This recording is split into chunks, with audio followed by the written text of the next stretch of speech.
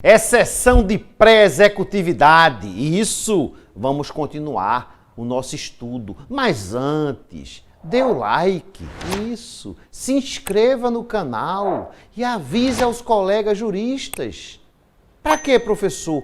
Para que eu possa continuar a fornecer essas informações gratuitamente. Vê que dica preciosa. Preste atenção. Nós estudamos que a exceção de pré-executividade é um meio de impugnação que só pode ser utilizado pelo devedor, pelo executado. Agora, se o executado já garantiu a dívida, não importa como, ele garantiu a dívida voluntariamente, oferecendo bens à penhora, depositando o valor em uma conta judicial, oferecendo fiança bancária, seguro garantia judicial, ou tendo os bens penhorados, a penhora forçada, inclusive mediante sistemas como o Bacenjude. Toda vez que o executado tem a dívida garantida, ele é intimado de que a dívida está garantida. Por quê? Porque a partir dali começa a correr o prazo. Que prazo, professor? O prazo dos embargos à execução. Isso! Artigo 884 da CLT. 5 dias úteis.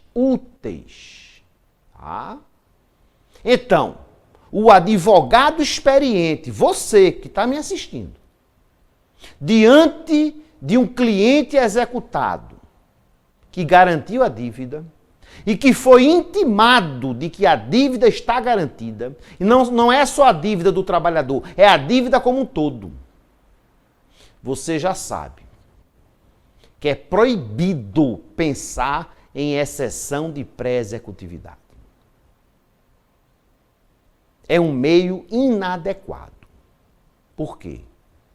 Porque está correndo o prazo decadencial de 5 dias úteis para embargos à execução. Capte do artigo 884 da CLT. Garantida a dívida, poderá, faculdade, o executado embargar a execução. Aí sim, os embargos à execução têm natureza de ação incidental no processo de execução. E o pressuposto? Garantia total da dívida. E o prazo? 5 dias. E o principal dessa mini aula é provocante, objetiva, pragmática, linguagem de YouTube. Correndo o prazo dos embargos à execução, torna-se incompatível a exceção de pré-executividade. Tá certo? Então, o advogado do executado só vai pensar em exceção de pré-executividade antes da garantia da dívida para suscitar matéria de ordem pública. Nunca depois de garantir a dívida, porque aí ele vai usar os embargos à execução. E vai ter a oportunidade, sim, de se utilizar da exceção de pré-executividade depois do julgamento dos embargos à execução. Como assim, professor? Sim, porque aí você vai ter recursos próprios contra a decisão dos embargos à execução.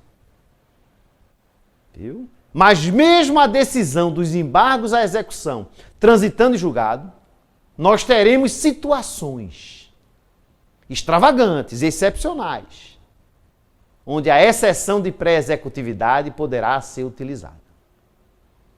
Não é legal? Conta aí, professor, conta!